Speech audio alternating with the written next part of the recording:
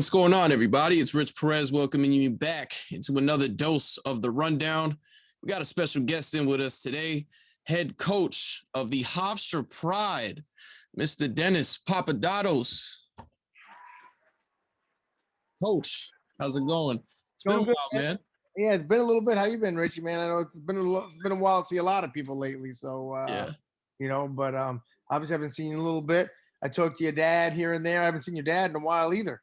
And Uncle Tony gets around, right? So to not see Uncle Tony means, man, we're all on lockdown, you know? Yeah. It's been rough. I think the last time I saw you was 2019 at the fundraiser. Wow, really? Yeah, it's been a long time. Yeah, you know how it's been 365 days pretty much that we've been on lockdown-ish. So yeah, hopefully we start getting out of that soon and moving forward. So, but we've been good, man. It's been been good dealing with adversity like everyone else. Got it, man. Got it.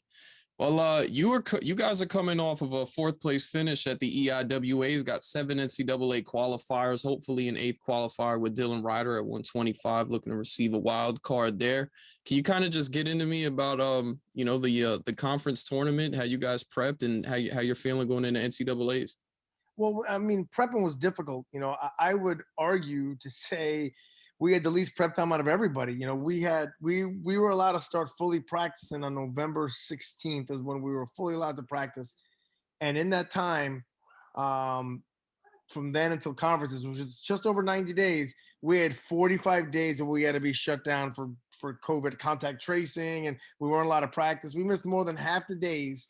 Some event, Lehigh got canceled, Bucknell got canceled, Binghamton got canceled. We got some other events in there that didn't get canceled.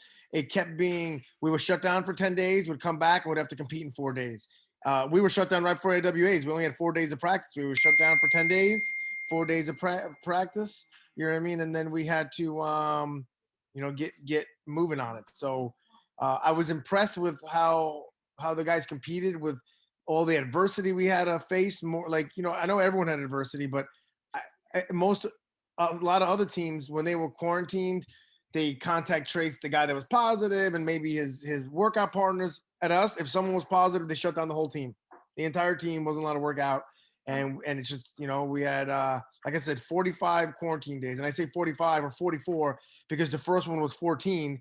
And then is when after that, as we switched they started cutting it down to 10. So the next 3 were chopped down for 10. So, but the guys went in and they went in with expectation and we're like, we're going to get this done no matter what happens. We had 10 guys seated in the top 6. We're the only team that had that. So we went in there thinking, heck, by the seed points, if there's no bonus points, we were expected to take second. So everyone keeps telling me, hey, Dennis, what a great job you did. Listen, I'm happy and I'm proud, especially how far we've come. But I think we underachieved for how good we are, and if we had Sage Heller, man, we may win the thing. You know what I mean? Obviously, without Cornell would probably be super, super hard to beat this year if they had all their guys. I mean, I think Cornell could compete for a national title. But I'm just talking about under the circumstances, the teams that were there. 4th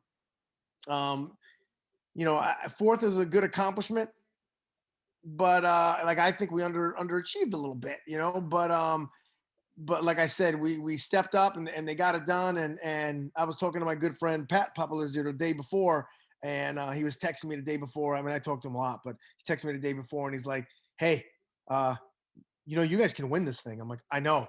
He's like, I'm nervous. He goes, you're nervous because it's actually true for a change. Like in the past, when I would tell you that, you and I both didn't believe you can win it. You know what I mean? He's like, you're nervous now is because you're in the fight. Like, look at the seeds. He's like, you guys can win this tournament. I'm like, I know. I'm nervous. You know what I mean? I'm nervous because we finally have expectation, right? Not just me trying to motivate. Like, we have expectation. Like, other people think we're good, So, so for the first time to go in there with no practice and to have expectation, the guys did really, really well, punching 7 guys through. And like we said, nervous about Dylan. There's a lot of good guys that need, and he's one of the guys that are right there. So we'll find out tomorrow. But so I'm happy. But at the end of the day, the coach in me says, man, we should have got 9 through, possibly 10.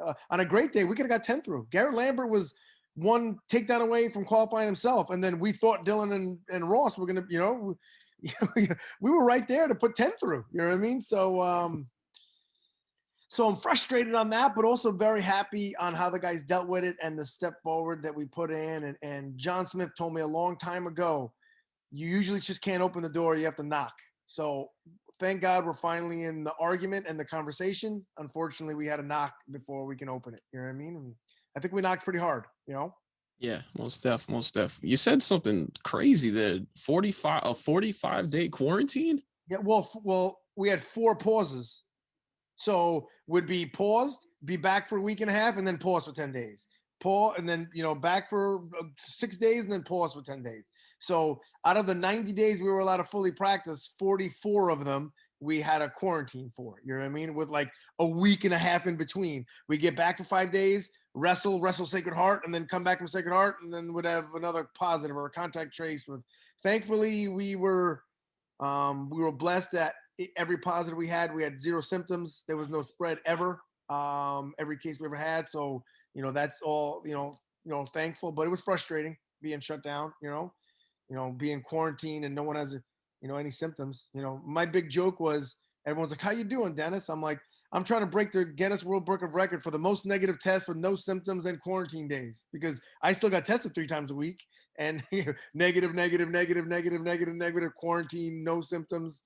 It was crazy, but the guys performed. And listen, that's the world we live in right now, right, Richie? It's the world we live in. That's what it is. So you can cry about it, or you can try to be the best in it. You know what I mean? And that's what we're choosing to do. Right.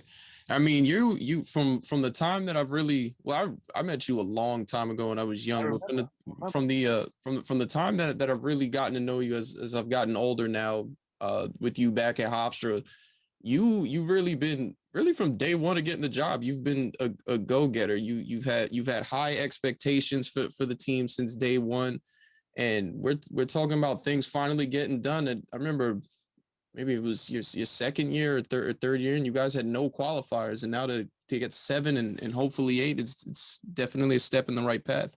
There's no doubt. We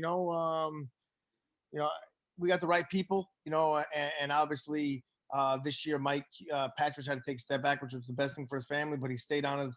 That's the kind of people we got. Mike had to do something else. It had to do with family things. Mike stays on as a volunteer for free and is around often, like practice, doing whatever we need. And that's the kind of people we got. People step back and they're still here, right? You know what I mean? So Jamie Franco's done a great job. Hopefully next year, after hiring freeze open up, we're hoping to, hire another full-time assistant to actually replace Mike's position. We were, because of everything happening, not sure if there was a season, there was no replacement. They're like, it's just you and Jamie and Mike when he can. And like I said, Mike was around a lot. And so last year was the first year that every single recruit on the team and every coach was someone that I brought in or me and my staff brought in. It was the first time, in 5 years, and look, we made a pretty big jump last year, having 3 ranked guys. We went 11-4.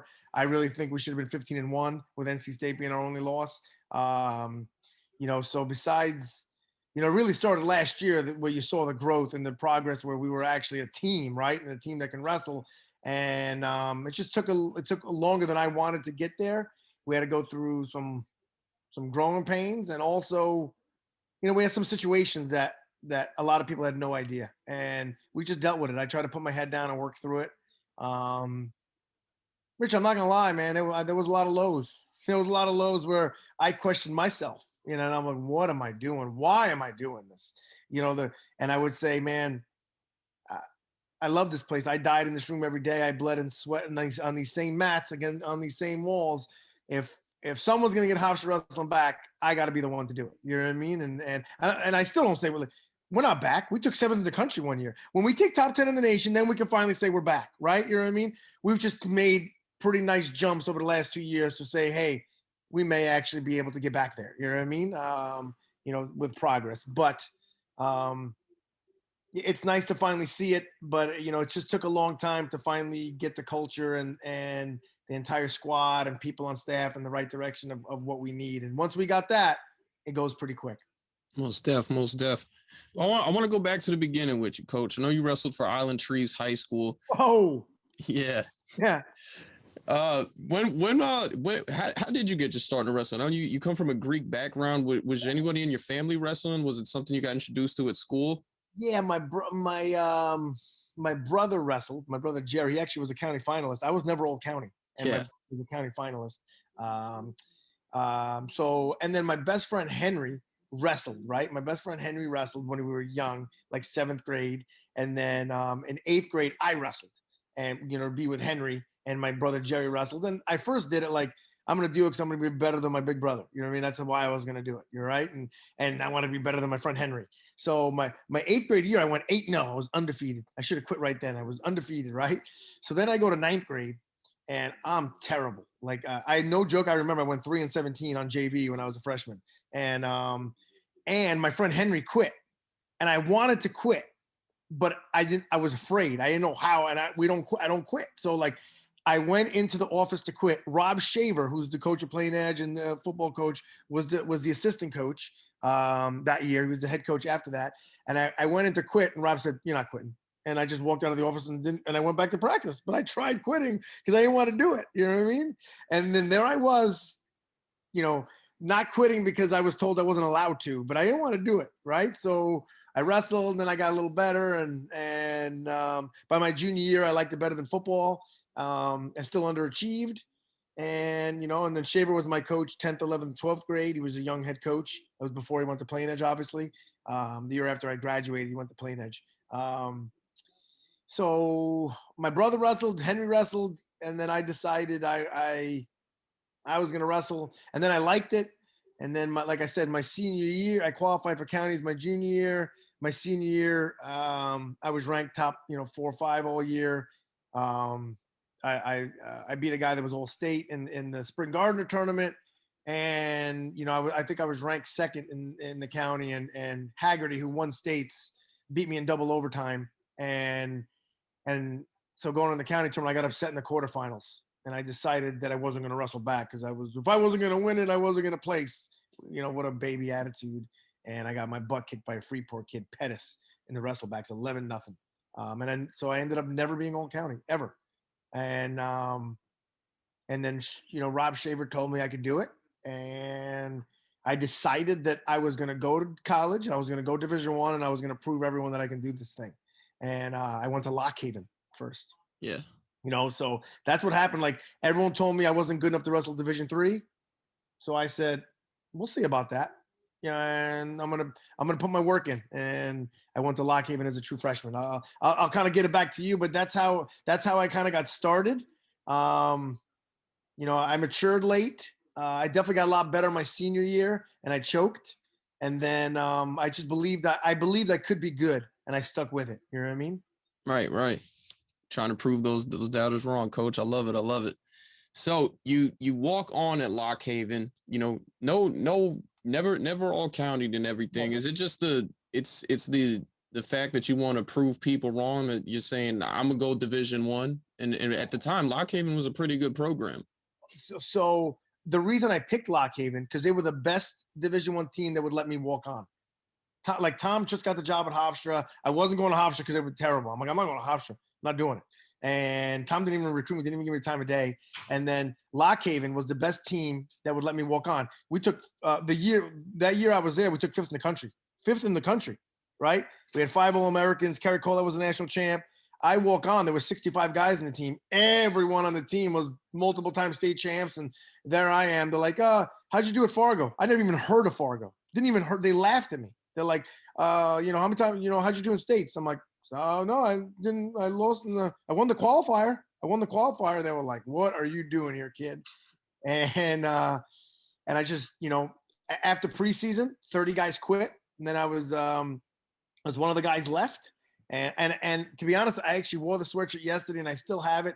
I still have all the gear I got from Lockhaven in 1997, because when they made the final cuts, the only way you knew you were on the team, you had a locker with your name on it and gear in it.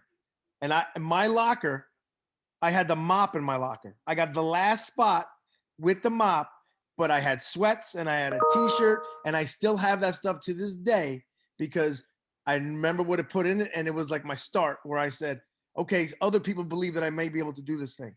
and I still have all that stuff to this day because it means a lot to me. You know what I mean? So I got the last locker. I'll never forget it. The mop was in my locker. I had to share my locker with the mop. No, I didn't have to mop the mats, but that's where they kept the mop, so it was out of the way in the one locker, and that's the locker I got. But I made the team, and I busted my butt, and I got better, and you know, I transferred after 1 year just because I didn't feel like I was going to get a fair shake at the starting lineup. The coaches liked me; they didn't want me to transfer, but I just felt like they just liked me because I was this hardworking kid that was pushed to everybody. You know what I mean? But I wasn't in their plans to be part of the future. So I'm like, I'm going to transfer to Hofstra. They stink. They'll take me. And Tom Ryan was like, sure, whatever, walk on, kid. I don't really care. And I showed up. And from there I went 8-0 against Lockhaven kids. The one kid that I was afraid they were going to start over me, I majored him when we wrestled them in the dual meet. So, and every time the coach, Carl Poff would be like, Dennis, you're in the wrong singlet. I'm like, nah, no, I'm not, man. You should, I did the right thing. And it was the best thing for me. Tom didn't care that I came, but within 2 weeks when I was there, Tom loved me and was all over me and I became his little project. He was going to get me good. You know what I mean? And it was pretty evident very fast that I was Tom's project. Even as a redshirt freshman, he kind of took me under his arm, and I excelled pretty fast after that. So what was there any other thing that made you come to Hofstra? Was it just you wanted to come back home and it was Long Island's program, or was there anything else besides the fact that you knew like you could just go there right away? Yeah, no, I think it was no one really knew anything. I knew I was going to leave Lockhaven. I was going to come home. The easiest thing to do was to go home, right? And my original plan was to go to Hofstra, start, and then transfer to the Big Ten. I didn't know you couldn't transfer twice. I had no idea. I never heard of Fargo. I didn't know anything, right? So I thought I was going to transfer to Hofstra, start, and then start calling Big Ten schools and be out of there and go to Michigan. That was my plan, right? I was a Michigan fan. I was always a Wolverine fan. Desmond Howard, Heisman, it's my guy. You know what I mean? So I wanted to go to Michigan. Putting two and two together, coach. This must be why you're such a Tom Brady fan too. Well, I'm not a Tom Brady fan. You just got to love the guy. He's unbelievable, right? Come on, man. Right. I got to give him props. So I've always been a Michigan fan. So, I just transferred home. I figured if I can't start there, then it's not going to work anyway. You know what I mean? And I started as a redshirt freshman. And listen, we got good fast. We lost in the conference finals that year. Next year we were ranked top 25. So I came in right at the right time, right? Like Schmeezing and Roman Flazer was redshirted. So I didn't know who they were. So we were redshirt freshmen together. When I came in, when we transferred in, kind of all worked. Ansbach, me, DeBruno was a true freshman. It was the beginning, right? So I didn't know Tom already did work, that they were going to start getting better. I just saw that they stunk and I was going to go there. You know what I mean? And start. And I came home because it was Long Island and I wanted to go back home and go to Hofstra and, prove everyone how good I was. And then within 1 year, transferring was not even on like, this is where I belong. You know what I mean? And it was never an option. In fact, long story short, and we're getting off topic, but when I graduated in 4 years because I redshirted. So you can transfer twice as long as after you graduate, as long as you graduate at the institution and the school you're at doesn't have the grad program you want, you can transfer again to a school that has your grad program, right? Hofstra didn't have my grad program and Michigan did. And now there I was, went 3-2 at nationals after my junior year, graduated. People actually were recruiting me. Were going to give me scholarship money. I was ranked top 10 in the country. And Tom said he'll release me if I need to go and do grad school somewhere. He'll be like, if you got to go, I understand. And I said, and I thought about it because it was for education. But then I'm like, I don't even know if I'd be where I'm at if it wasn't for here and you. So I'm not abandoning you our senior year when we're preseason ranked 7th in the country. And I did a master's I didn't really want in health education just so I can wrestle my last year at Hofstra. You know what I mean? And so I could have left and I didn't. You know what I mean? Now those teams actually wanted me. You know what I mean? And but it was, and what Tom, when I had that conversation with Tom's like, I transferred to Iowa. I think, we can accomplish your goals here. But he knew if I left, it wasn't because of wrestling. I was leaving like, if I want to get my master's in what I want to get a master's in, maybe I'll just do this and go to go here this 1 year. And Tom said, if that's what you need to do, I won't hold you back. And then I thought about it for a day and I said, I'm not going anywhere, man. And Tom was like, I thought so. All right, I'll see you tomorrow. You know what I mean? And I stayed. I'm loyal. Tom was always loyal to me, and he still is. And I'm loyal. That's why after all these years, I still got his back no matter whatever he needs. He's got mine and I got his. Right on, right on. I mean, Tom and, your groups, you guys really transformed like the landscape of Long Island wrestling. Like, obviously Long Island was very good, but, having a Division I program that, was competing with some of the top programs within the country. And even like he was bringing the Brands brothers and Gable in for camps over the summer and things. Yeah. What, number one, did you know like about him when you were coming in? And no. So like, when did you kind of like realize who he was? When I got here. I have another funny story, for two funny stories. So when we were in 8th grade, we went to a clinic in Wanto, and Tom Ryan was a clinician. I don't remember. My friend Henry, that I told you about, got a headgear signed by Tom Ryan, and I was with him. Didn't even realize it. I find this headgear when I'm a senior in college, and I wore it my whole senior year as a joke. It had a Tom Ryan signature on it. After I got here, we had to fill out a goal sheet, and my goal sheet was to be a 4-time national champ. And Tom's like, so that's your goal? I'm like, yeah. He's like, why? I'm like, I got 4 years of eligibility. Like, if I'm not going to try to be a champ, then what am I doing this for? If I can be a 4-time champ, then I want to be a 4-time champ. And he's like, and he laughed. He goes, there's only been one. I'm like, yeah, I know. And I didn't know. I'm like, yeah, I know. And he's like, and so the next question was, who is your hero? And I put my hero, Pat Smith. No idea Tom Ryan lost to Pat Smith in the national finals. None. And he's like, so Pat Smith's your hero? He's like, why? I'm like, he's a 4-time national champ. I just said I want to be a 4-time national champ. Pat Smith's my hero. So then, like weeks later, I find out that he lost to him, and I went in. I'm like, I didn't know you lost him. He's like, man, I wasn't offended. He just laughed about it. So I had no idea. I had no concept. Back then you watched the nationals on 3-day tape delay. You know what I mean? And there was no internet really. Like, I had no idea. I just knew Iowa was good. I knew Pat Smith was a 4-time champ, and I said, I'm going to try to be a 4-time champ. I had no idea who Tom Ryan was, but I found out quick. I found out real quick, Yeah, yeah. I mean, I remember he came as the guest speaker. This is 2009. He'd been at Ohio State. It was a couple years in at Ohio State. Yeah. And he talked about, those early teams, and how when he first got there, he's running a workout, and his team captain at the time comes up to him and says, I talked to the guys, we think we should rest now and work out later. And then, that first recruiting class of, Noel Thompson, Eric Schmiesing, Roman Flazar, yourself coming in, Rob Onspach, and we just talked about how you guys really kind of changed the landscape of Long Island wrestling. I talked to Charlie Griffin about this when I had him on, just because of how successful they were and that atmosphere that, Tom had over there. But for you guys in that early, those early years, what was the room like? What was he like as a coach? Because he was so, fresh in the game too. He was young. I was telling my guys a few days ago, Greg Gaxiola, who transferred him from Fresno State, who qualified last year at the Big 12. He's like, what was it like being coached by Tom? I'm like, man, he was different than you see now. He's in, Greg's a Cali kid. He's like, Tom looks mad chill. I'm like, he wasn't mad chill when he was my coach. He was not mad chill. He was intense and he was crazy. And practice would be like, he'd talk to us for 45 minutes and then would warm up. And then he'd be like, 45-minute go with 1 2-minute break. Ready, wrestle. That was practice. Like, we just grinded it out, right? And he's grown up a lot and he's changed a lot since then. But we got tough, and we just, there was nowhere to run, especially when I became a sophomore and junior. Like, I would wrestle Roman Flazar. I know he's a 33-pounder, but he was a tough, strong 33-pounder. So I'd wrestle Roman Flazar one day, Jason DeBruin another day, Eric Schmiesen another day, Noel Thompson another day, Rob Onspach another day, Tom Ryan another day. Like, there was never, like, every day you had to be ready to scrap or someone was going to rip your head off. You know what I mean?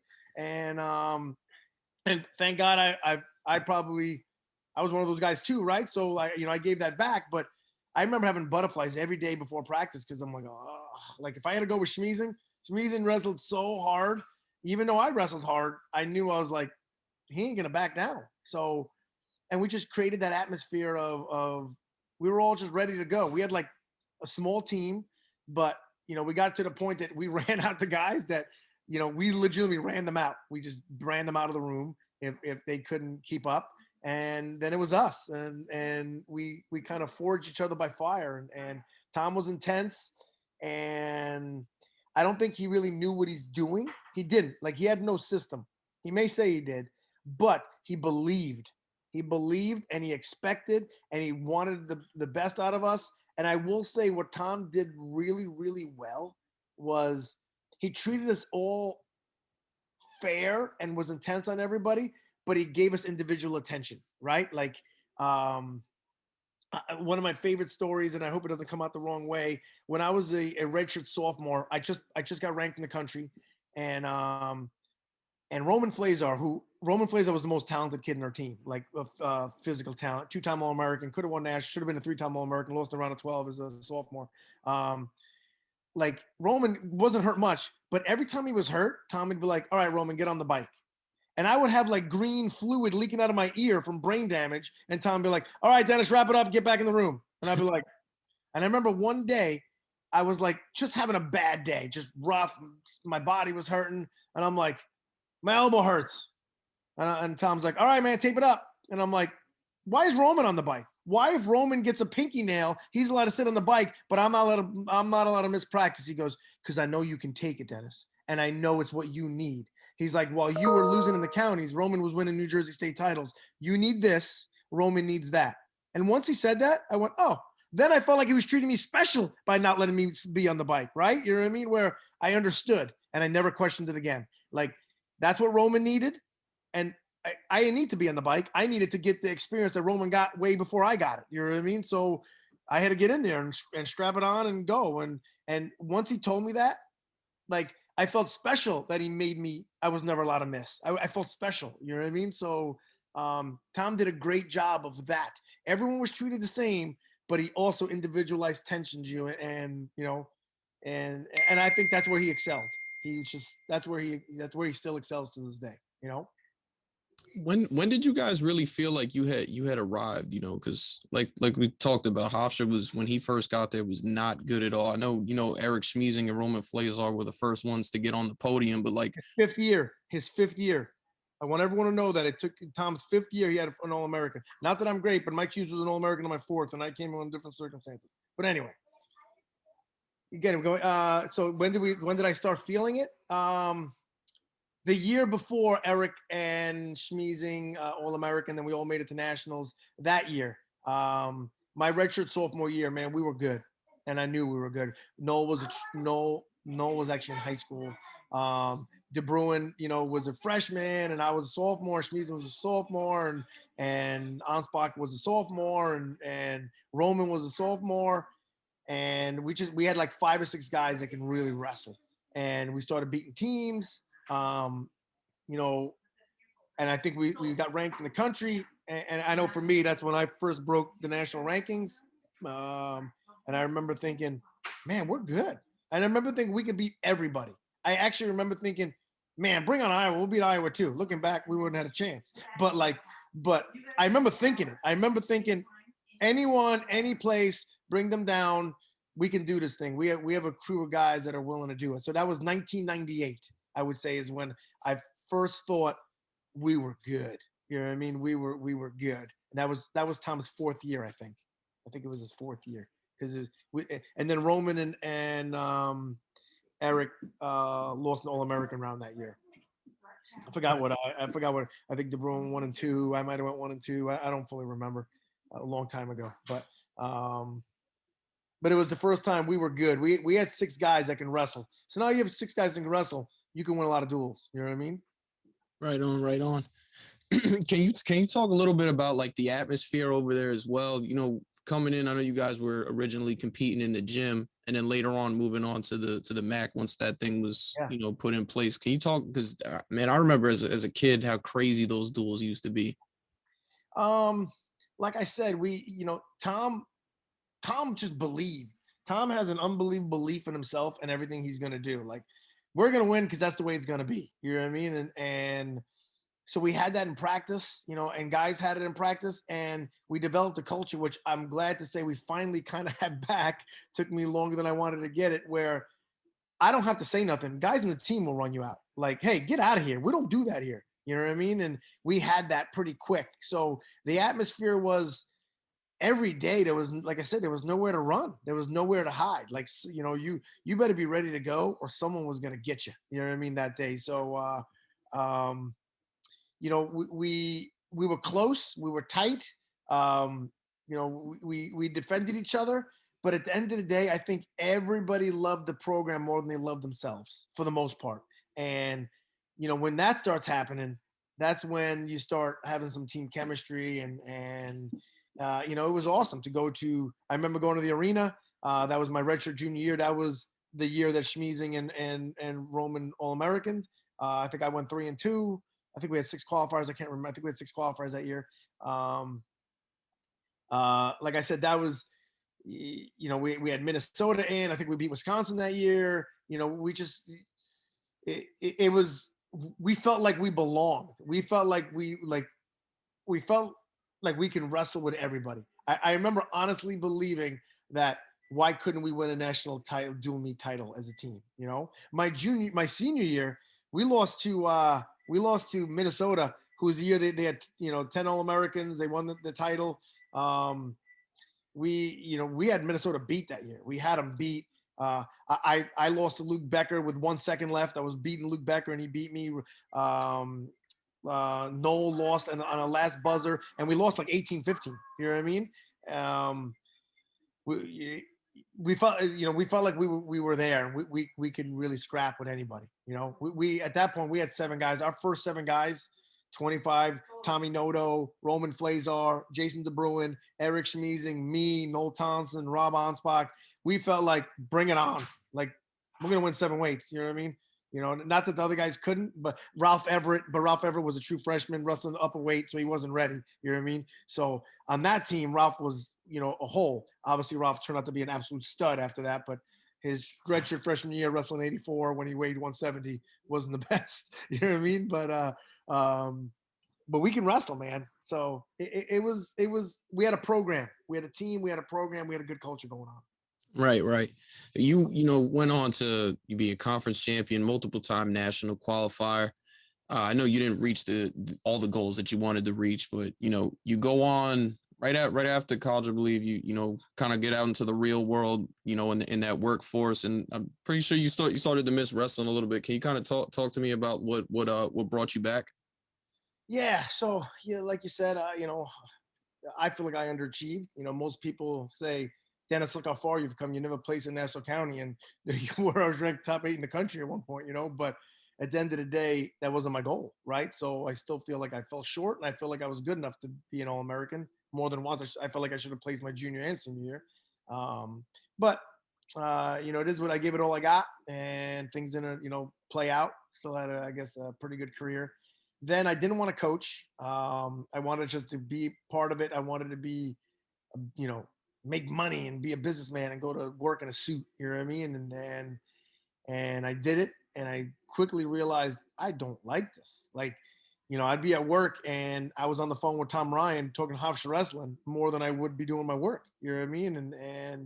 And to make a long story short, and I just got engaged, or maybe I was just dating my wife, and we went to nationals in St. Louis. The second time was in St. Louis. The first time was in St. Louis was my junior year when I wrestled in it. So it was the second time nationals was in St. Louis. I remember Mike Patch was lost in the All-American round to what's his face. He should have, man, we got screwed in overtime. Still mad about it. That was Mike's sophomore year. Not to bring up bad memories about Mike. I just it's a vivid memory of that tournament that, man, like furious. Anyway, my wife, me and Angela went to the national tournament as spectators. I always went as a coach, you know, helping out at Hofstra at first, and then and I went as an athlete. I never went as a spectator. So I went as a spectator, and I remember when I was there, my wife was like, "This is the happiest I've seen you in a long time." I'm like, "What do you mean?" She's like, "Just you're different when you're around this. When you're here, this is who you are. You know what I mean? This is what you need to do, I guess." And while I was there, a lot of coaches came up to me and were like, "Hey, what are you doing? You know, we may be looking for a coach. Would you be interested?" And then I listened to some conversations, and then I took a job in Northern Illinois just because I don't know why I did, but I took the job in Northern Illinois even though I had a couple of offers. And then I was 27 back in, the first time I was a full-time coach, and the rest is kind of history, to be honest with you. I kind of stuck with it, but wrestling's always been, it's my job and it's what I do, but it's such a part of me. You know what I mean? I don't know, and my wife said it. She's like, "This is the person I met. This is who you are. I don't know why you're trying to do other things." You know what I mean? And and I stopped fighting, and I took a big, huge pay cut to take a coaching job, a huge pay cut, and moved from Long Island to Illinois. We weren't even married yet. We had no kids. And I did it on a whim, and, it worked out, but, I guess, the sport drives me crazy, but it's a major part of who I am. You know what I mean? And I genuinely like it. You know what I mean? Yeah. Yeah. You've been around a lot of high level wrestling, excuse me, high level wrestling figures in your coaching career. Following that stint in Northern Illinois, you ended up at Binghamton with, Coach Papalizio, who you mentioned earlier.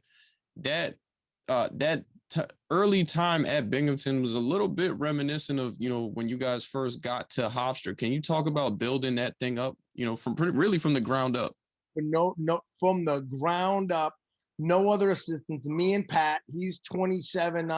He was 28. I was 27. We were just two kids that had no idea what we were doing, and we just believed in each other, and we loved each other, and we grabbed that program by its bootstraps and we forced it on them. I was lucky enough that I was coached by Tom Ryan. He was lucky enough that he was coached by John Smith, and we just tried to copy what they did to us. Honestly, that's all we did. He's like, "Well, John would say this," and I'd be like, "Well, Tom would say this," and that's all we did every single day. With blood, sweat, and tears. I know people say that. I am telling you, me and Pat worked 24/7, 365 every day for all the years we were there. We were adamant about getting the program good, getting it good, to prove that we belong as coaches, that the kids we got belong on the mat. And, we leaned hard on each other. And I tell people, it's one of the reasons why I'm still so close to him. And he's, my kids call him Uncle Pat, why he's still, my best friend, because we were young, we didn't know what we were doing, and all we had was each other. So when you're in a fight, right, and you're back against the corner, and when all you have is each other, like, we became like brothers. You know what I mean? Like, so, it was a good fit, man. Me and him are a really good fit together. We always joke that when we're done coaching, we got to do something else together. We joke about there was a few years when I'm like, "Man, I don't want to be head coach anymore, Pat. I'm going to come out to NC State with you." He's like, "Come on down. I'll make a position for you." It was blood, sweat, and tears and belief, and we try to regurgitate what our great coaches did for us, if that makes sense. And it was hard, and at the end of the day, so rewarding. Honestly, when Josh Patterson was an All-American, my first All-American as full-time coach, it was better feeling than any feeling I ever had as an athlete, ever. You know what I mean? Ever.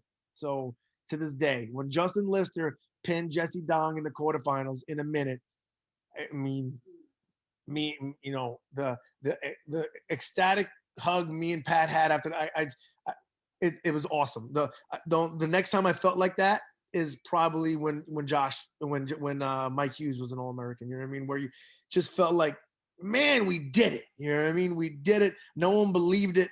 We believed it, and we did it. So it was good. And those years at Binghamton were, without question, the most formative years of my adult life to this day.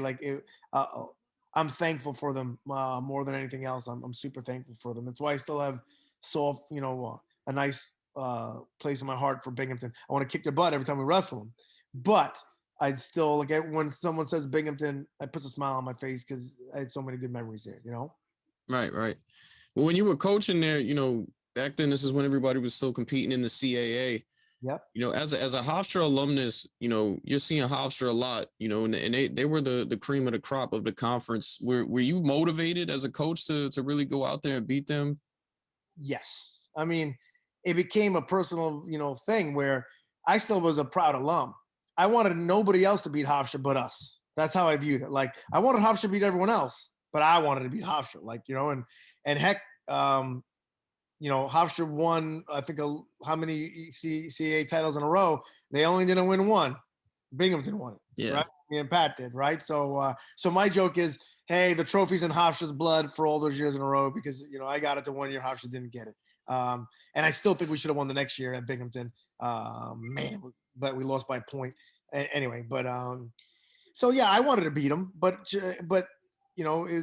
I always still wanted Hofstra to do well when it wasn't us. You know what I mean?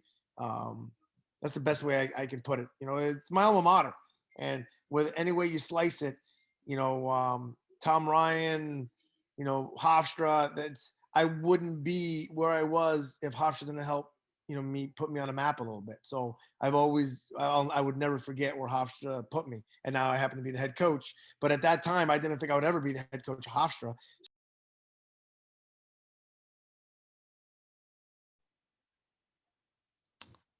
As I was saying, this was early, but that time when Hofstra beat Minnesota at the Northeast Duels, the first one when Minnesota was ranked number 1 in the country, I was coaching at Binghamton. It's a small funny fact. That's the same day, within that same hour, that Pat Papadatos got his first win as a head coach. So we were wrestling Princeton. Chris Ayers was young there, and we killed Princeton. So it was Pat's first win as a head coach, and during that time, we just got that win. Then the next match was against UPenn, and UPenn was kicking our butts. And Hofstra was wrestling Minnesota, and the whole dual meet, I'm watching the Hofstra Minnesota dual meet, and Pat's like, "Hey, man, we're coaching our guys." I'm like, I couldn't help but watch every match of the Hofstra Minnesota duel because I wanted Hofstra to win the dual meet so bad. You know what I mean? And they did, and it's still probably the best dual meet win in Hofstra's history. But so it's always been a part of me. Like I said, but I'm competitive. So when I compete, if I'm on the other side, I want to win. You know what I mean? So, like I said, I was allowed to beat Hofstra, but no one else was, Right. I hope I have this right, because like we talked about, you've been around a lot of high level people within the wrestling community. Did you take some time off from coaching after Binghamton before heading to UNC? Sort of, and I'll explain. So, my last year, I was at Binghamton, and my wife was pregnant with my third kid, and I was an assistant coach, and money was getting tight. And my wife was pregnant with a third kid, and you can imagine being an assistant wrestling coach at a mid-major. It was just nerve-wracking, bills, and then someone came in, someone in sales, and offered me 3 times the salary to do something else, right? And I'm like, oh my gosh, I don't want to do this, but what am I going to do? Like this may, I might have to do this. And it was a really hard decision. And I stepped away and took, a sales job, which, where Mitch Clark is, where Rob Onspach works now, believe it or not, you know what I mean? So I took a job. They created a whole position for me at the whole marketplace. So I lived in Binghamton, and Long Island was my sales territory. So I was in Long Island 3-4 days a week, and I stayed on. That was going to be Justin Lister's senior year, Matt Kaler's senior year.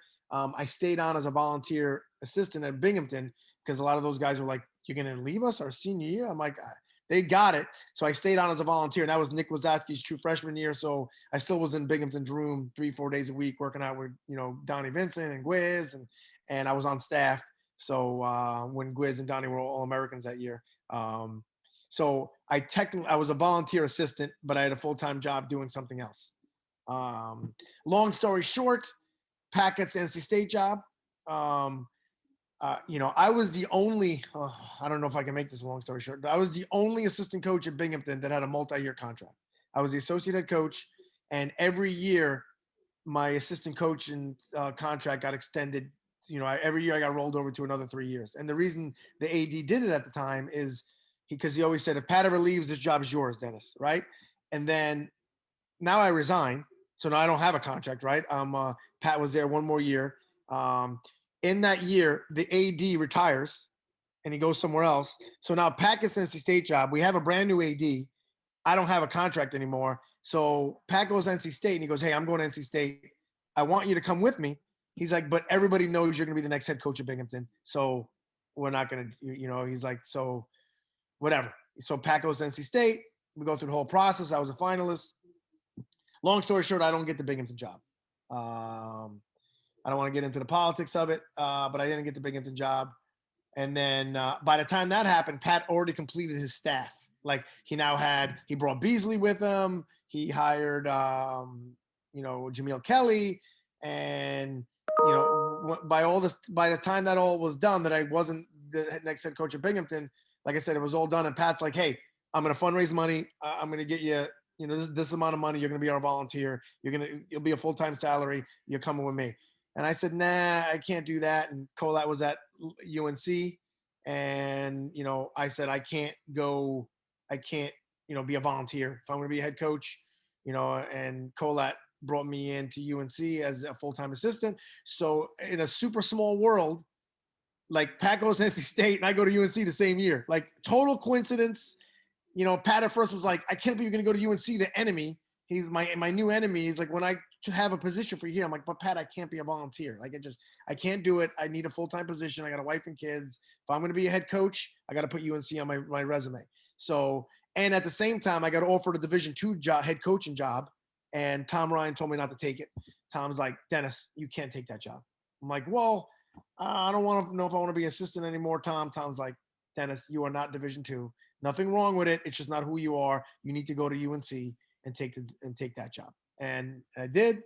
And there I was at UNC and Pat was at NC State. Small world. And we still hung out together all the time. That was there for 2 years. And then the Hofstra job opened up, and then kind of here we are. But that's kind of what happened there. Money, I left. I didn't think Pat was ever going to leave Binghamton. Because, Pat tried to get the Northern Iowa job and he wasn't sure if he was going to take it. And then when NC State came after him, that's when it got real. And then I remember thinking, why did I leave? Right? Like, I shouldn't have left, but we didn't know any of that, and then that's how the world turned. Maybe it was meant to be, because here's the truth. If that happened, I would have been the head coach of Binghamton. And I don't know if I would have even, at that point, I don't know if I would have moved. You know what I mean? I might have just stayed, and I stepped down. I stayed on as a volunteer, ended up at UNC, and then ended up at Hofstra 2 years later. So small world, really small world. That's why I feel like me and Pat are connected. Like I ended up at UNC when Pat goes to NC State the same year. You know what I mean? So he's my crew, Your brother's there. You know what it's like, Yeah. You know what it's like. So that's how that happened. That's how that transpired. So I left coaching for a year, but I still was in practice 3-4 days a week. And I still, was in competitions and at the NCAA tournament, but I was a volunteer on staff as opposed to a full-time assistant. And then I was a full-time assistant at UNC. And then Carrie got the Campbell job. I became the associate head coach at UNC. And then a month later, the Hofstra job opened up. And here we are. Yeah. So that's a lot to take in, Coach. Can you kind of talk a little bit more about your time at UNC? I mean, at the time, CD Mock was running a pretty good program over there, and then you're on a nice staff with Kerry Colat. I mean, the recruiting was pretty well there. I was the recruiting coordinator. Both years I was there, we had a top 5 recruiting class in the country. A lot of their All-Americans after that, were guys that me and Carrie brought in. CD got a bad beat, man. I love CD, and I don't want to get into some of the politics that happened there, but CD got a bad beat, got a lot of blame for a lot of things. CD is awesome, honest, integrable. I still talk to CD often. Listen, we had a good time, being with Carrie. CD gave me a lot of responsibility. I went there and CD kind of was, our joke was CD was the head coach, but he was our administrative assistant. Me and Carrie kind of ran everything, and we really did everything. And I had a lot of responsibility, and it was nice. It was kind of nice to have that feeling, and it felt like mine pretty fast, right? Like I felt a part of it very, very quick. So it was awesome. Being at, for me, it was a great experience I coached at Northern Illinois. I wrestled at Hofstra mid-major. I coached at Northern Illinois mid-major. I coached at Binghamton, probably less than a mid-major. Then there I was at UNC. I've never experienced athletic like that. You know what I'm saying? Like awesome. Like my office was 20 feet away from where Michael Jordan played every one of his home basketball games. You know what I mean? Like that, you could say that's not cool, but it's cool. You know what I mean? Like it is cool. And you know me, I'm a big LeBron James fan, but Yeah. I'm a big Michael Jordan fan. Like that is awesome. Like I loved it. You know, I got 4 tickets to every UNC basketball game. I would go to every basketball game. I'd go to the volleyball games, the girls soccer team. It just was athletics on steroids, you know, and it was just so much fun. And I say, you know, I don't mean anyone was on steroids. I mean, just like, you know, like I just wasn't used to an athletic department like that. And it was awesome to wear the colors and to go there, and you'd be downtown and you were a celebrity because you were a coach at UNC. And so, you know, it was a lot of fun. And we had good guys in the team, and Evan Henderson was, you know, a 2-time All-American, and we, you know, it it opened my eyes to a lot of things, right? So we, you know, they have way more resources than we have at Hofstra, way more, right? And it was life was easier because you can just coach there, right? At Hofstra, I got to do other things besides coach. At UNC, you can just coach, recruit and coach. You know, we got to worry about some other things at places like Hofstra, at Binghamton, and Northern Illinois. You know, you got to worry about when you're not in the Power 5 conferences. You have to figure other things out. So, but it was a great experience being with Carrie, with that group of guys. I learned a lot from CD, learned a lot about life from CD, business from CD. And like I said, I put it on my resume, you know, and this is the best way I can sum it up. When I was interviewing for Hofstra, all they wanted to talk about is, hey, how did you and Papalizio turn Binghamton around? We want to know how you did that. Like every question was about what we did at Binghamton, you know, during the interview process. As soon as I get hired, every release is, we got Dennis from UNC. Never mentioned Binghamton once. It was all Dennis was at UNC. Dennis was at UNC, because they wanted to latch her onto the logo, right? And I don't blame them. So, you know, I needed to be at UNC. I put it on my resume. I'd opened my eyes to some things that you can't experience unless you're at a Power 5 conference, that I appreciate. You know, I appreciate now. So it was awesome. I don't have any bad feelings at any of my stops, other than probably the year when I stepped down as a volunteer. I regret doing that, but I can tell you what, it fixed a lot of my financial problems for the year. So I don't know if I fully regret it. You know? Yeah. Can you, a lot of the conversation in wrestling right now, you know, pertaining to the ACC and how good the conference has gotten in wrestling. Can you kind of talk about what it was like coaching in the ACC for those 2 years you were at UNC, and like where how you seen it grow to where it is now? For sure. I mean, it was already the beginning of being good there. Virginia was really good. You know, NC State obviously is not what they were now, but Virginia Tech was already good with Dresser already had the ball rolling. They were top 10. Duke was better then. We were good at, you know, at UNC. You had Maryland. It was tough, man. It was easy to get recruits at UNC. So it was easy to get recruits at Virginia Tech. Like I remember when I was at UNC, every recruit I would call, want to come on a visit. I had Seth Groth on a visit. I had Vincenzo Joseph on a visit. Like no problem. Yeah, coach, I'll use one of my 5 visits at UNC. You know, it wasn't like that when I first got to Hofstra. It was, you know, but at UNC, at Duke, at NC State, at Virginia, those top recruits are willing to use one of their 5 on you because it's awesome. You know what I mean? They just want to be a part of it. So, so there were studs everywhere, right? There was just good kids. There were studs everywhere, and you had to be ready to go every day. So you just saw a bunch of hardworking coaches, and I knew. They didn't know. I told everyone that Pat's going to take over this conference, and people didn't want to believe me. And I just know Pat's work ethic, and I know what he expects. And I just, you know, I truly believed that he was going to go the route he was going to go. And he did. So, and because Pat went on, he raised everyone's level, right?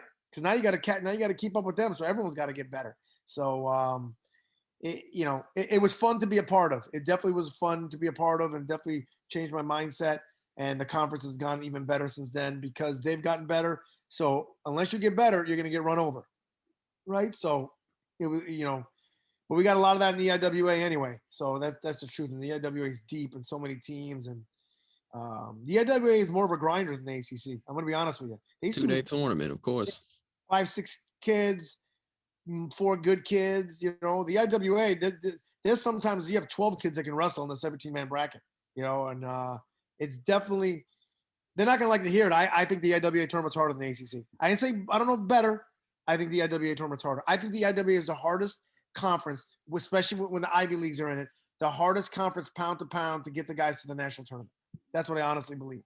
I didn't say the best. The Big Ten's clearly the best.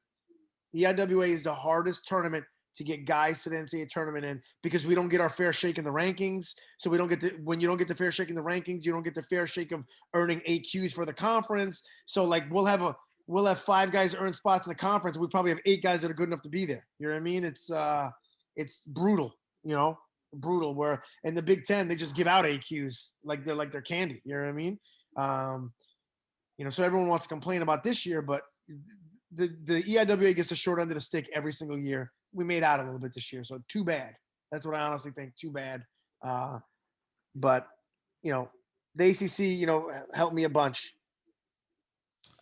You know, it's crazy too. The last couple of weeks, I've been having some arguments with some people in regards to the EIWA. I've kind of said that the EIWA for a few years now has arguably been the second, if not second, then third best conference in the country because of the allocations that they get. And then it's the second biggest tournament, unless you include the Big 12. Now that they got, you know, a lot of those other teams in there from the last few years, but it's the second biggest tournament in the country as opposed to the Big 10.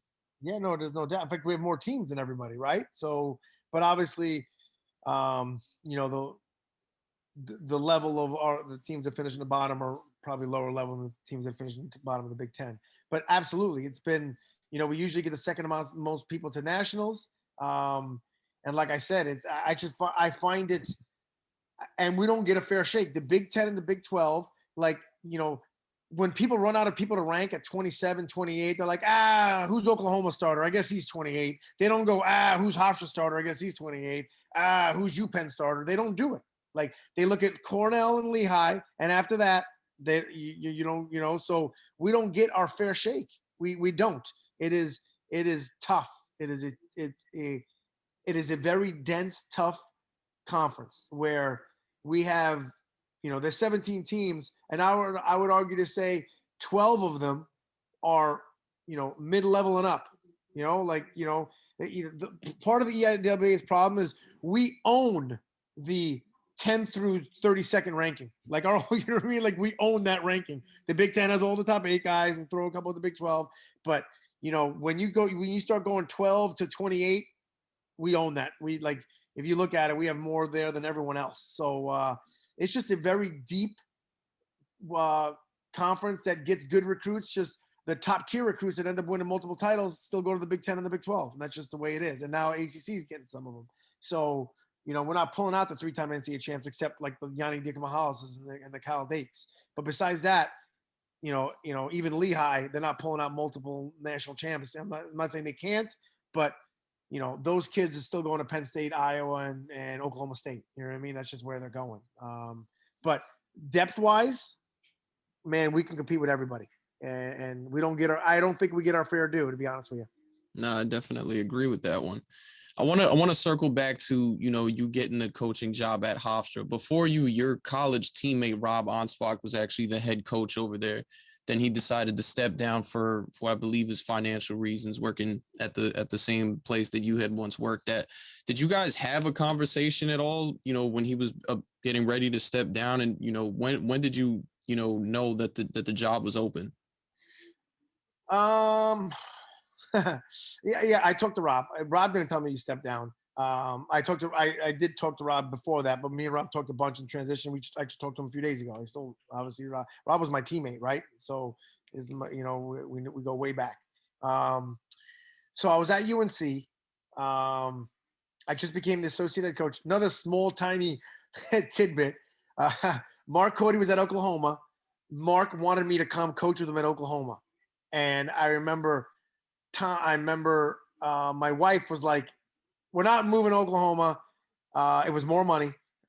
She's like, we're going to stay at UNC. You're going to be the associate head coach. I'm only moving for one more time to be a head coach. So I turned down to go to Oklahoma with Mark Cody as his associate head coach to stay with CD because Carrie just got the Campbell job to be the associate head coach at UNC because we were going to move one more time. It was going to be a head coach. So I turned that down, and there I am. My wife. So now I made more money. My wife we rented a bigger house because we weren't going to buy a house in UNC because we were never going to be there for long haul. So we rented a new house. I signed a new lease. I moved. A week into the new house, Tom Ryan texts me and he calls me. He's like, "Hey, and at this point I wasn't thinking, he goes, "What's your dream job?" And at this point I was still bitter about Binghamton. He goes, "What's your dream job?" I said, "Truthfully, Binghamton." And he goes, "Okay, what's your second dream job?" I'm like, "Probably Hofstra." And he goes, "What if I told you the Hofstra job is going to be open in the next day or two and you're going to be the next Hofstra head coach?" And I said, "What? What are you talking about, Rob?" He's like, "Rob is going to step down." And he's like, he's like, I don't decide. He's like, "But you're going to be the next Hofstra head coach." And then I talked to Rob after that, and Rob's like, "Wow, I can't believe you know that already." He's like, I wasn't going to call you yet." And then the AD called me the next day, and then that's kind of how it happened, right? So, and then they did a full search. I just was one of the people they targeted early. You know what I mean? That I was a Long Island guy, a Hofstra alum that had a lot of coaching on my resume. And a lot of people thought I was one of the early favorites, and it transpired, So that's how that happened. Tom Ryan called me to tell me that I was going to do it. You know what I mean? But right. I never envisioned myself being the Hofstra head coach. That's why it never was on my thought process. I didn't think Rob was going to go. Me and Rob were the same age, right? And I'm like, Rob is going to be there forever, So like to me, that's not where I was going to end up.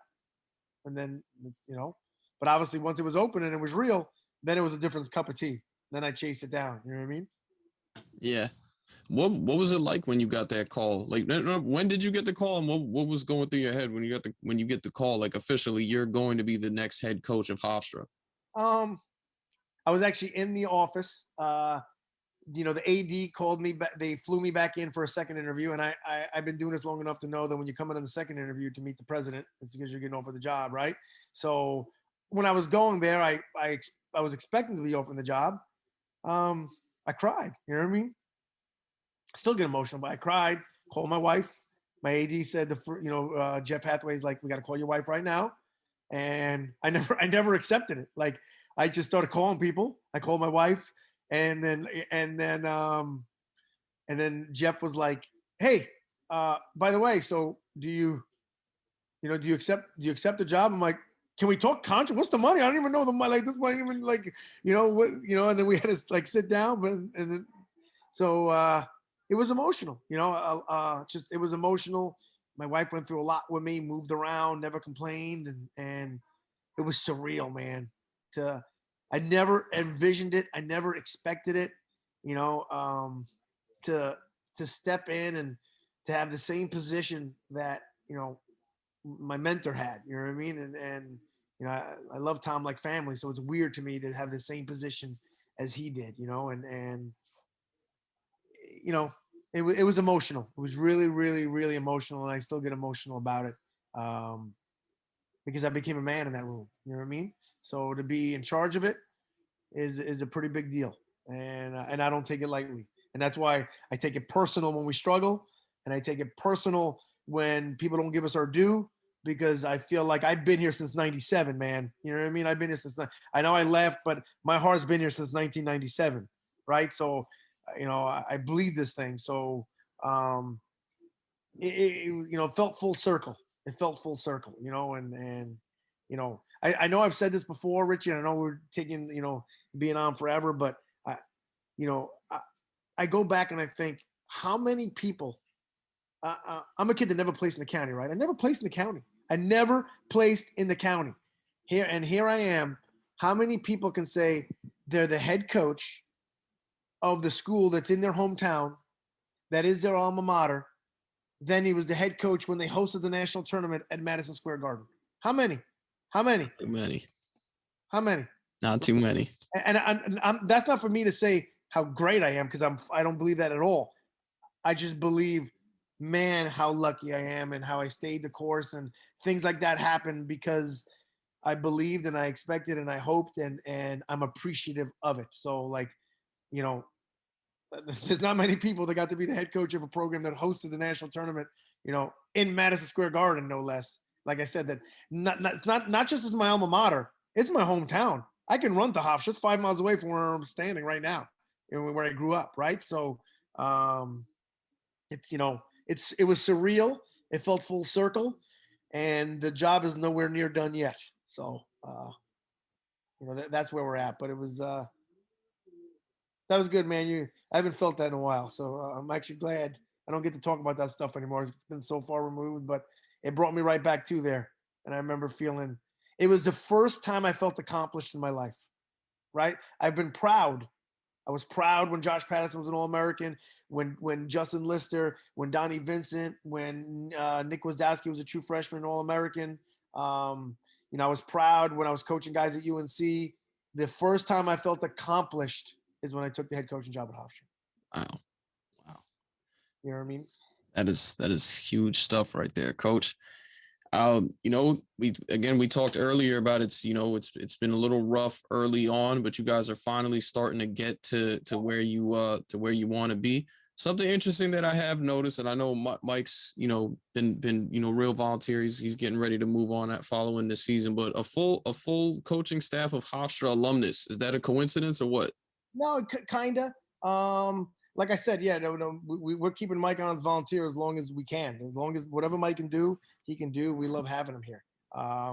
But it just kind of transpired, and man, it's a place. It's a special place. Jamie was here, and then Jamie does such a good job. I wouldn't ever. Jamie does an awesome job.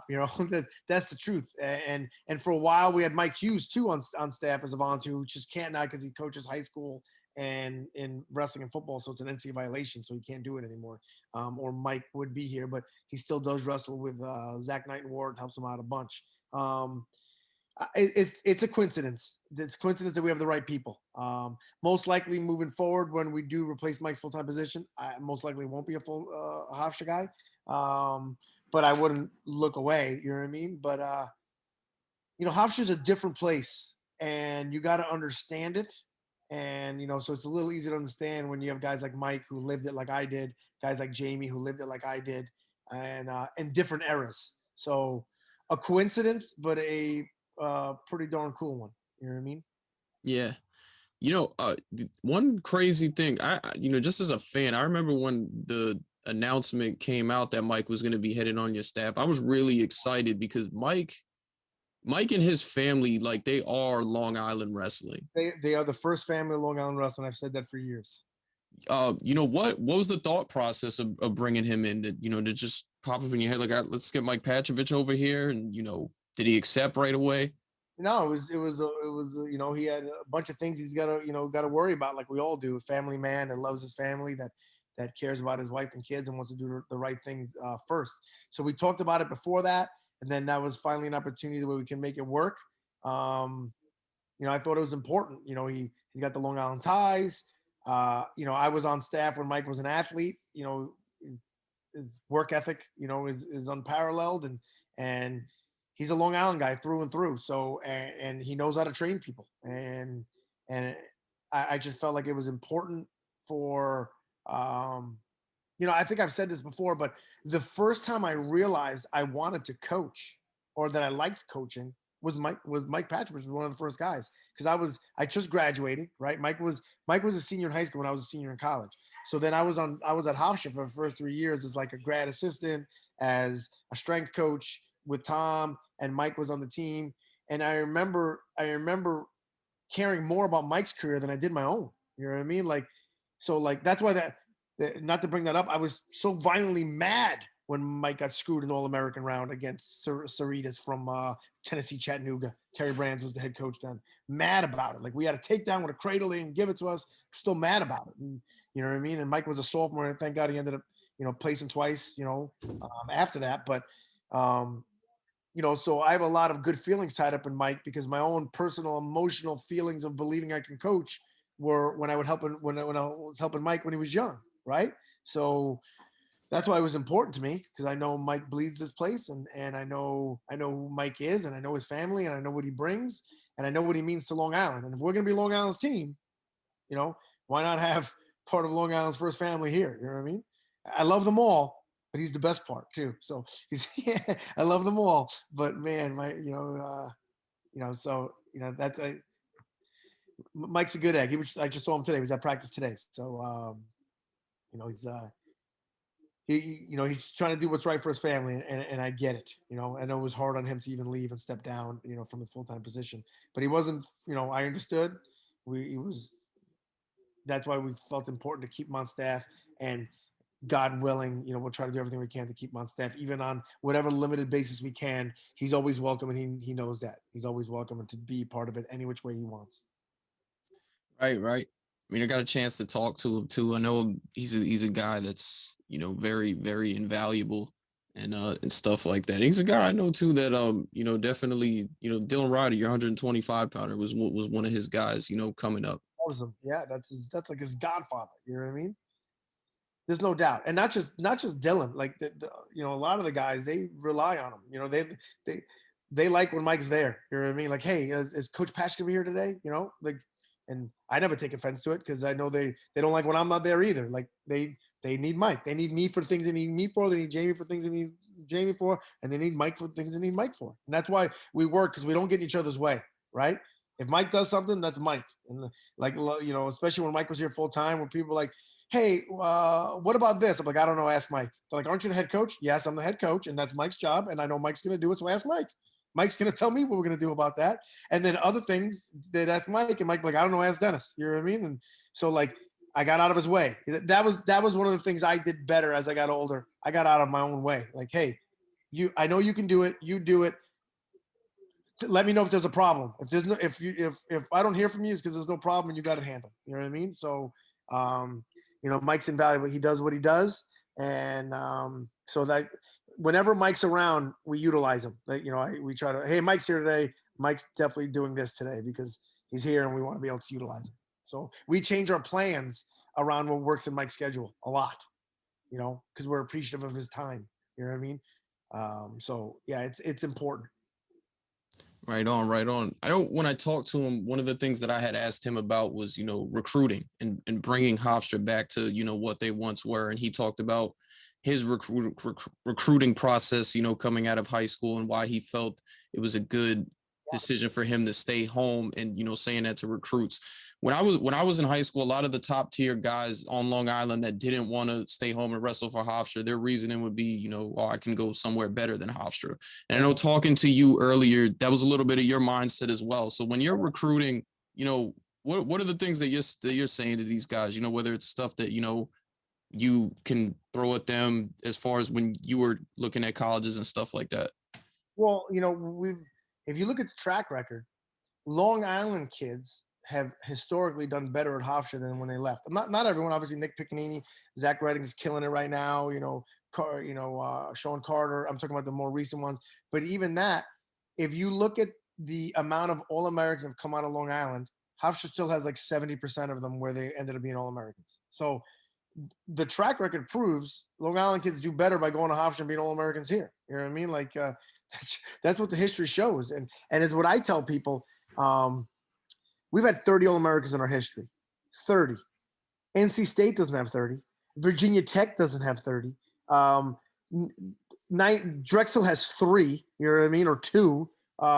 Most of the teams besides Lehigh and Cornell, we probably have more All-Americans in our history than do you know how hard it is to be an All-American? Well, we've had 30 of them. All those teams, Pitt hasn't had 30. You know what I mean? Like, think about it. Virginia Tech hasn't had 30. I looked it up yesterday. They have 28. We have 30 in our history. We've been good in phases. It's been proven that you can win here. You can win at a high level here. Long Island kids historically, statistically do better here. That doesn't mean a Long Island kid like Ja'Cory Teamer is doing great. I'm not saying that. What I'm saying is if there's been 15 All-Americans out of Long Island in the last whatever years, 7 or 8 of them were here. More than 50% of them. Like, we do better when you stay here and are All-American. And we're finally starting to win in the level at where I think a lot of those kids would stay. I wanted to keep Redding here. But when Redding was coming out, we just didn't have the resources to make it work. You know what I mean? And some of that is resources, but in the beginning we had resources, and they didn't want to come, and I don't fully blame them. Like, believe me, I went after Ja'Cory Teamer hard.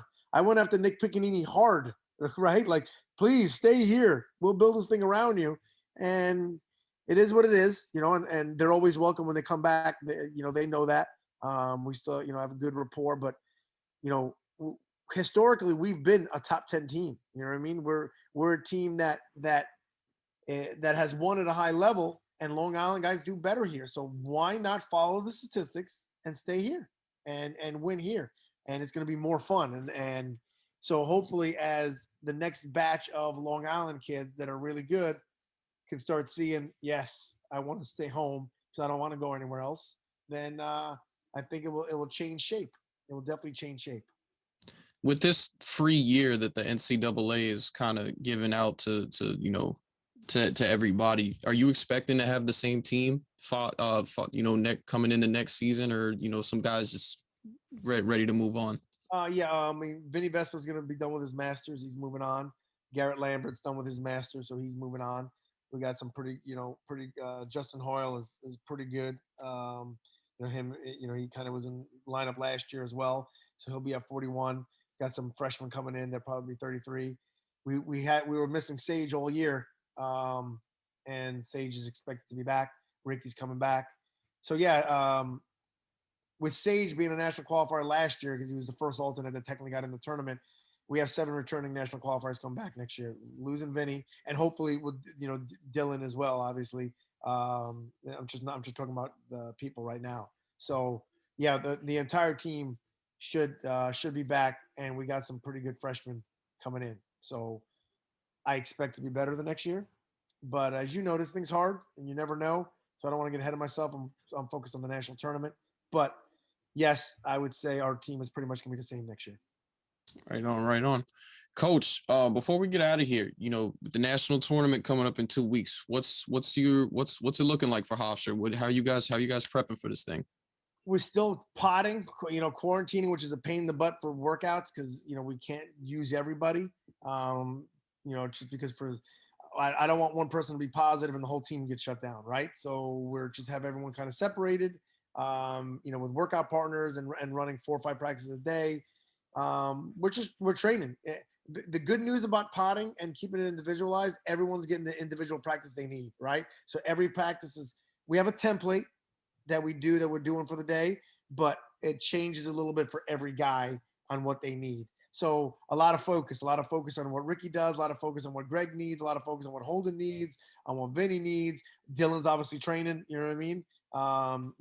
Whatever Dylan needs, Zach, Charles, Trey, a lot of individualized focus. Practice is about an hour and 15 minutes. We try to grind them out and get them out of there. Right now we're on the 3-day cycle. We're going to go hard Monday, Tuesday, Wednesday, take Thursday off, go hard Thursday, go hard Friday, Saturday, Sunday, travel Monday, get ready, match prep, and make weight Tuesday, Wednesday, wrestle Thursday is the plan.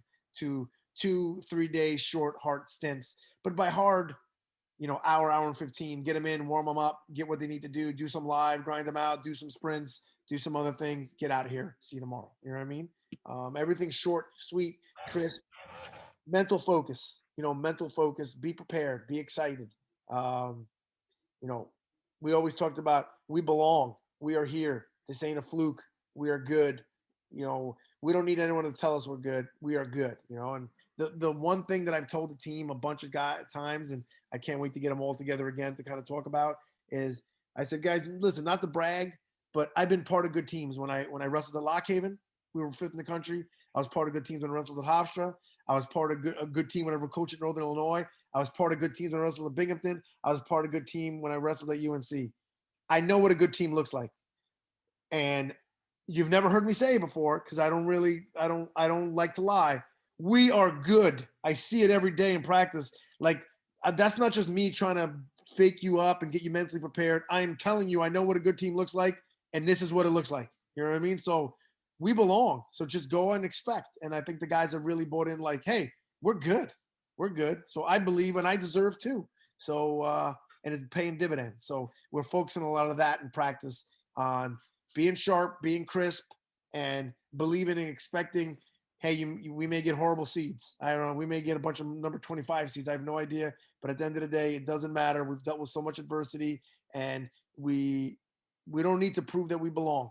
We don't need to prove that we belong to anyone else but ourselves. So we do what we expect and what we hope, and I think we're going to be okay. Right on, Coach. I love it. Anything else before we get out of here? No, man, I appreciate you. Appreciate your dad. Appreciate Long Island. The last year and a half, so many people reached out, and we're super excited about the year, the year we had and the tournament we had. And I keep saying, I think we underperformed, but I just think we're really, really good. I actually think we're really, really good. I've been saying it since last year. I'm like, man, we're really, really good. Why does Flo, why is no one giving us the credit we deserve? Like, am I pretending that we're good, or are we actually really, really good? I believe we're really, really good. And a lot of, especially Long Island fans, I got a lot of calls and text messages, the day of the EIWAs, and people are fired up and excited. And some of those people have been loyal through the thick and thin. So I'm very appreciative of those people, because Long Island could be a hard, rough place, right? Yeah. And I would say a good majority of them never left. They never left, and they've always had my back, and I'm appreciative that they still ride with the program, and I do it for them too. You know what I mean? I hope Hofstra Wrestling succeeds for those guys too, and for guys like you, and for guys like your dad that have been there through the beginning, man. Through the beginning. We've had our lows. I hope we don't have them again. But if we do, we're gonna get out of them. That's what all I promise you is. As I tell all the alumni, we're gonna do, or I'm gonna die trying. That's the only two ways I know. You know what I mean? So the good news is I'm willing to die to get it done. Right on. I love it, Coach. I love it. A man of extreme confidence, and that's why you have gotten to the places that you are. I want to thank you for coming on again, Coach, and definitely wishing you and the Hofstra Pride a bunch of success at the NCAA tournament coming up here in the next 2 weeks. So it is Rich Perez and head coach of the Hofstra Pride, Dennis Papadatos, and we will see you guys next time.